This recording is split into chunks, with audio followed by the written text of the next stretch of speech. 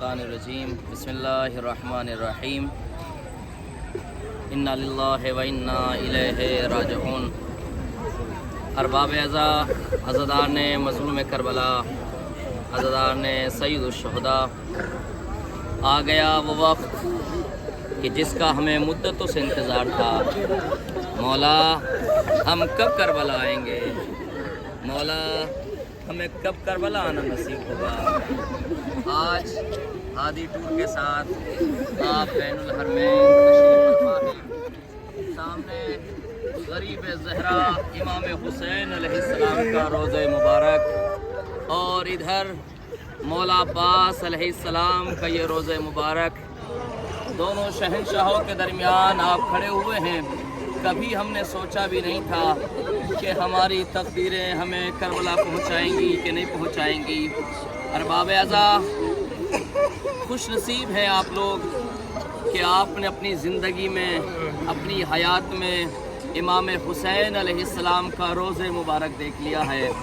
ان گنہگار آنکھوں نے دیدار روضہ حسین نواز رسول کر لیا۔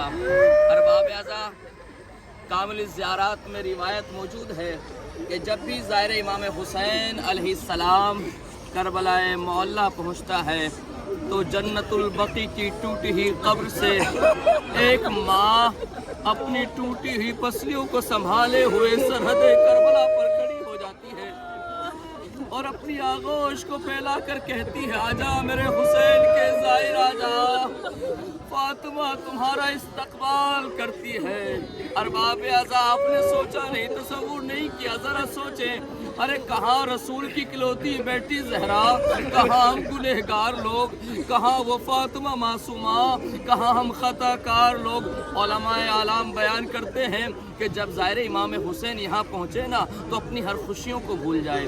جب یہاں پر پہنچے نا تو حسین مظلومیت کی مظلومیت کو یاد رکھیں، اس کی مصیبت کو یاد رکھیں، اور دیکھیں کس طریقے سے سن 61 ہجری کی کربلا میں امام حسین کو 3 دن کا بھوکا پیاسا شہید کیا گیا۔ اجرکم اللہ، آواز گریہ بلند ہو گئی۔ ارباب عزا، ہمارا دستور یہی ہے، جب بھی ہم ہادی ٹور کے ساتھ آتے ہیں تو اسی مقام پر یہیں پر مجلس اعزا پرسداری کرتے ہیں۔ خدا جانے نہ جانے کتنے مومنین ہمارے ساتھ آئے ہیں اور جو نہیں آئے ہیں، خدا ان کی مغفرت فرمائے اور سب کو ہمیں یہاں پر آنا نصیب کرے۔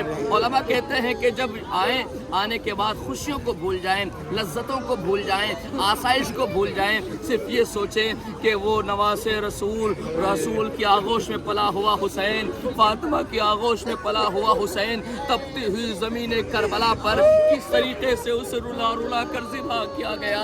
ارباب عزا، آپ آئے ہیں، آپ کے لیے آسائش بھی موجود ہے، آرائش بھی موجود ہے، کھانا بھی موجود ہے۔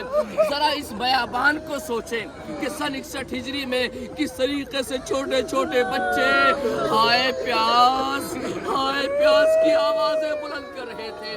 آج بھی ان بچوں کے سسکنے کی آواز محسوس ہوتی ہے۔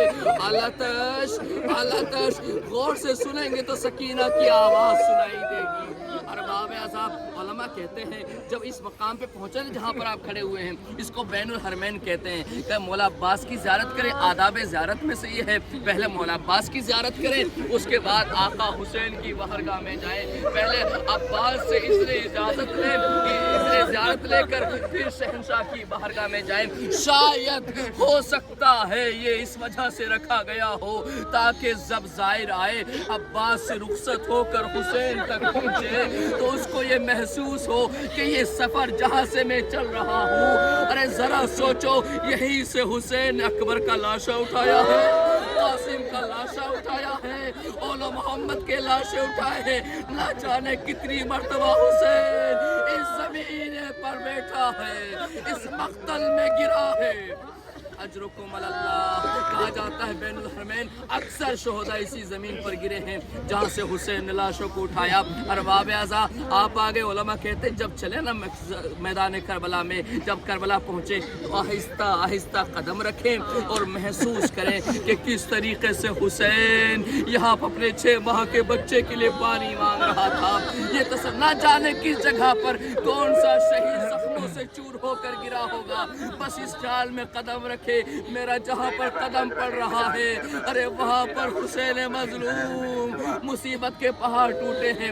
ارجرکم اللہ. مسائب پڑھنے کی ضرورت نہیں ہے, مسائب محسوس کیے جاتے ہیں. ارباب اعضا اگر کربلا میں بھی مسائب پڑھنے ہیں تو پھر تو ہو گئی قیامت. ارباب اعضا تصور میں وہ کربلا ہونی چاہیے کہ لاشیں بکھرے پڑے ہوئے تھے, زینب ننگے سر کھڑی ہوئی تھی. اے بھیا میرے سر پہ چادر بھی نہیں جو تمہیں کفن دے سکے.